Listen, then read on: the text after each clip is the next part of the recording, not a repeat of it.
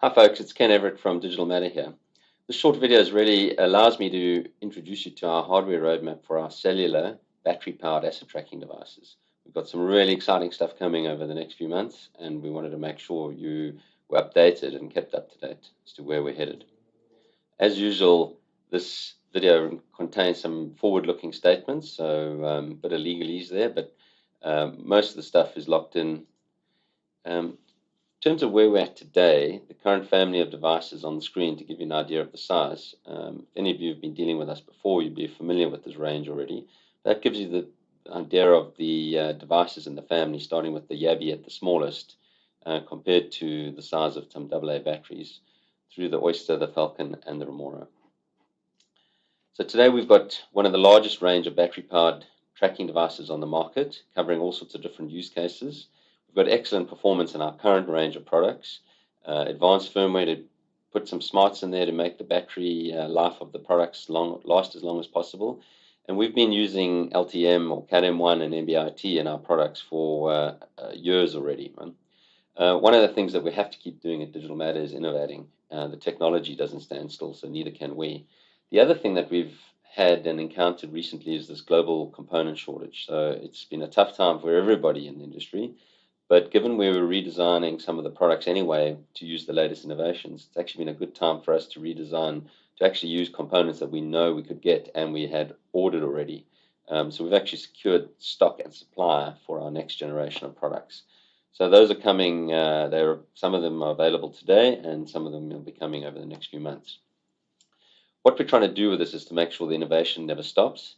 Our focus is on outperformance, and with the battery-powered range, one of the key focus areas is battery power, and I'll talk a bit more about that now.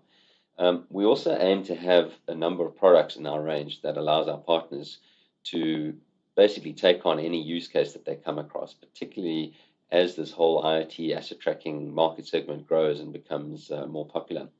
And then lastly, the idea around our devices is that we need to make it really easy for people to get them deployed, so provisioning and integrated into systems, and we've done a lot of work in that area to make that easier as well.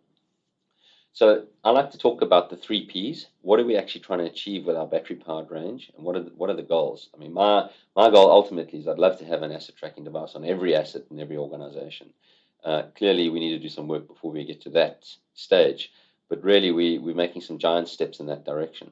And the first P is what I call power. With the new range of devices, we're at a point where we like to call it deploy once battery life. It really is now feasible for you to actually deploy these assets and never have to change the batteries for the life of the asset. So we're talking about 5 to 10 year, even longer battery life. To be honest, once you get past 10 years, I'm kind of going, what's the point, right? The underlying technology is probably going to have changed in 10 years' time. You're probably going to have to replace the devices because the networks aren't available anymore. It's hard to know, right? But a 10-year horizon in terms of technology is a hell of a long time. So the power and the battery life and changing batteries, I guess, from a logistical point of view, has been one of the big barriers to entry for us in terms of people adopting battery-powered asset tracking. So this new range of devices for us is going to be a game changer in terms of that. And it's really about us doing more with the same battery technology that we've always had. And we've got some exciting announcements there. So performance can't be compromised, right? Our products, as we like to say, are engineered to outperform. The product needs to work extremely well using GPS or GNSS on the device. But what we're doing is adding to some of these products to do things like indoor location, using cell tower information, integrating with Bluetooth, and I'll talk a bit more about that in detail around the specific products. And then really what we've done is optimize for hardware price to try and drive that down. Unfortunately, with these global shortages that we're having at the moment, we're having to pay more for product just to get stock. So the price at least isn't going up in terms of the products, and we hope to over the coming future as the kind of global supply shortages return to normal, that we can drive the price points down as well.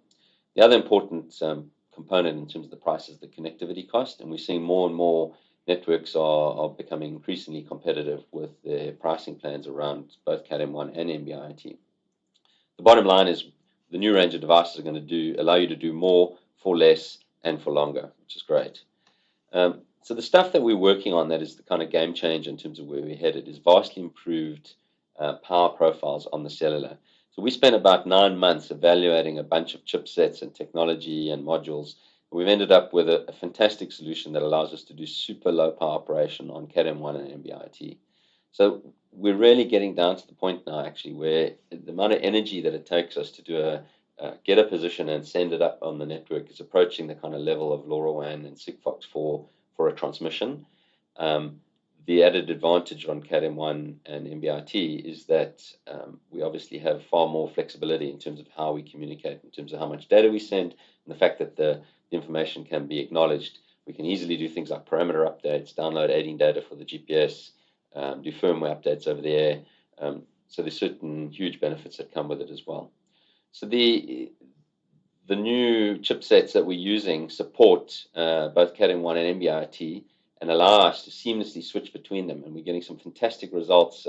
Andre, our sales director for Europe, posted a post on LinkedIn recently showing some of the guys there traveling right across Europe and the Yabby Edge, one of our new devices, switching between LTM and MBIT across the various networks in Europe. So roaming is becoming a reality in these networks, which is great. And what we're seeing is globally new networks rolling out every month that goes by. More and more networks are putting up capability for the IoT devices, so either supporting CAT-M1 or MBIT, or some countries even support both. So really the idea with these new networks is about power. Right? So a good example is our resellers in South Africa. They're traditionally at the moment you'd have to use a 2G device or a 3G device, and the power usage on a battery-powered device is huge. The MBIT network from Vodacom is being rolled out there, and the testing we're doing there shows us how much lower we can get the power point. Some of the advanced features as well are becoming a reality. It's probably a topic for another session.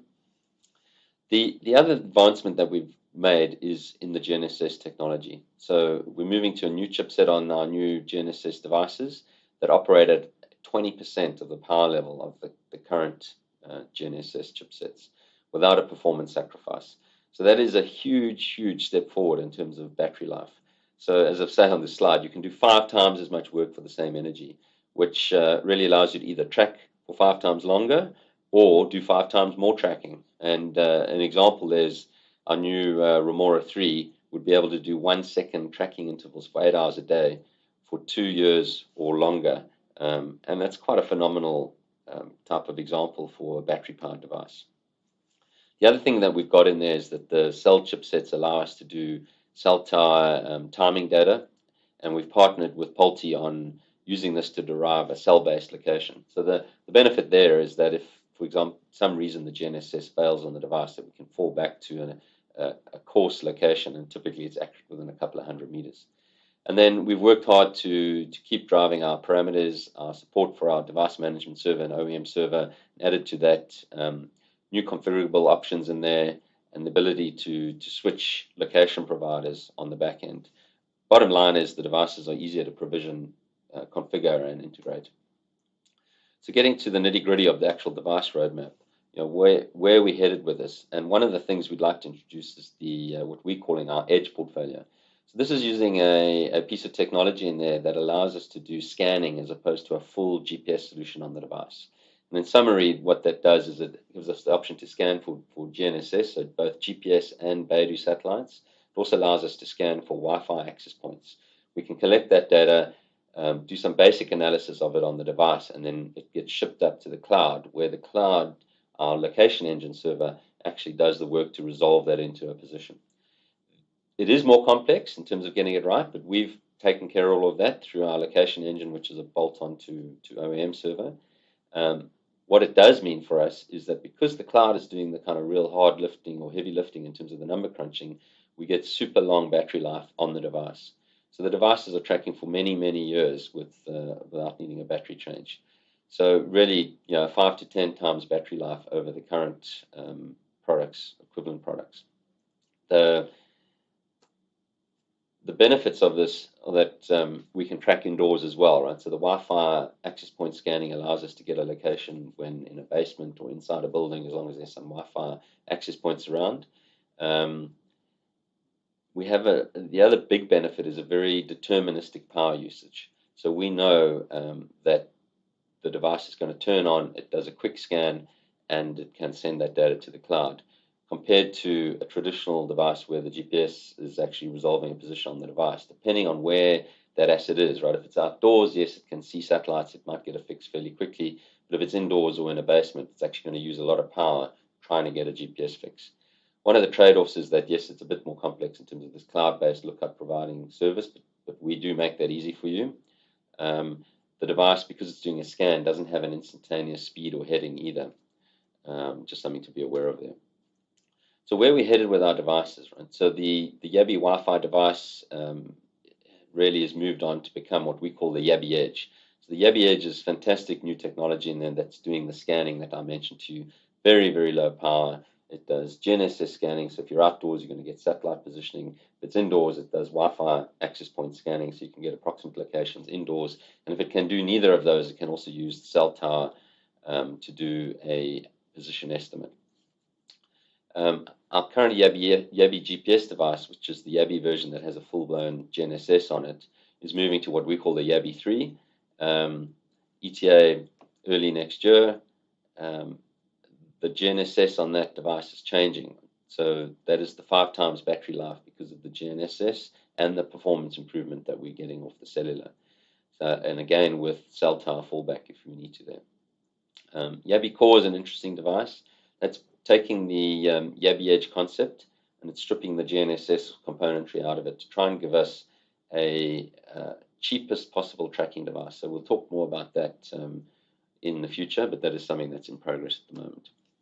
Our Oyster device is currently our best-selling battery-powered product, and we're excited to kind of map out the roadmap. So the current Oyster 2 device is migrating to what we now call the Oyster 3, and what we've done on there is we've done the GNSS improvement, we've done the cellular module improvements, and that's resulting in a 5 times battery life of the current device. And that is the engineers talking, guys, not the marketing, right? It is literally that much lower power with the same great GNSS performance that you can expect from the current Oyster 2, and that's been successful in the market. It continues to support lithium thionyl chloride batteries, so if you need to deploy the Oyster 3 into environments where there's extreme temperatures, that still is supported. And again, cell tower location fallback. So if you're using the GNSS and your asset happens to be parked in a basement or indoors, can't get a GPS fix, it'll then fall back to giving you a cell tower location fallback. Certainly that data is available to be used. Continuing with the Edge family, which if you remember is the technology that's doing the scanning, we're also bringing out an Oyster Edge product. We'll have limited supply of this in December this year. That is using the scanning technology, so again, give you indoor and outdoor technology. The difference between it and the Yabby Edge is really just the size. So again, bigger batteries for even longer battery life, so you can literally smash that thing hard in terms of what you want to do with it. But the other exciting thing is that it supports a Bluetooth 5.2 gateway on there. So this product is really moving into the space of being, I want to do accurate indoor and outdoor tracking with this device in a battery-powered fashion, but I actually also need to integrate with other things like sensors. And that's what we're going to be able to do with the Oyster Edge. So that's going to be talking to Bluetooth tags. It can talk to various Bluetooth sensors, so things like temperature, humidity, vibration sensors, you name it, right? There's so many Bluetooth sensors out there on the market right now. I even saw one the other day that does passive infrared for detecting when people are moving around in a room. So in theory, you could make a mini alarm system if you really wanted to, using something like this. So the Bluetooth sensor side of things is quite exciting in terms of where the Oyster Edge can go with it. And then our big daddy, the Remora, is migrating from the Remora 2 to the Remora 3. That's a little bit further away, but that work is in progress right now. And it's going to use the same great new cellular and GNSS technology in there to give us 5 times the battery life of the current Remora. Now, the current Remora is the longest, if not one of the longest lasting battery-powered device on the market. And take that and multiply it by 5, it kind of becomes really crazy, right? When we're putting together some data sheets or preliminary data sheets on this stuff, we're estimating battery life at 1 ping a day. On the Remora 3, it just becomes stupid, right? It's like 25 years plus, if not longer. I mean, the self-discharge of the batteries is going to be the problem, not the actual performance of the device. So really what this boils down to is if you've got an application where you need super long battery life and or you want to smash the tracking on this thing, right? So we've got a client that wants to do second by second tracking with a battery powered device on trailers to monitor speed, and this is really going to allow us to do that. It also supports the Bluetooth 5.2 gateway, so the same sensor integration that's going to be happening on the Oyster Edge will still be there on the Remora 3 as well. So, in conclusion, I'm really excited about this new generation of product, right, in terms of where it gets us, in terms of battery life and the performance. This deploy once idea where you never have to change batteries solves a massive headache, and obviously it saves on batteries, right? So, which in itself is kind of more sustainable and eco-friendly. The edge technology is really exciting for us in terms of getting stuff at very low power, working both indoors and outdoors in terms of asset location. And the bottom line is you're going to be getting more for less for longer. The other really exciting part about this is we've started this new range of product line over a year ago now in terms of our assessments. And what that meant was we were able to get in early in terms of stock and component orders. So we have Yabby Edge stock here already today. We've got more coming next month. We've got Oyster 3s coming at the end of the year. We've got Oyster Edges coming end of the year and early next year. And we've got a lot of stock in the pipeline for early next year. So I can only encourage you, please, to get your orders in now and secure your share of stock if you need it. And of course, reach out to your local Digital Matter office if you have any questions. I hope this has given you a quick taste of some of the exciting things that are coming down the line. Thank you very much.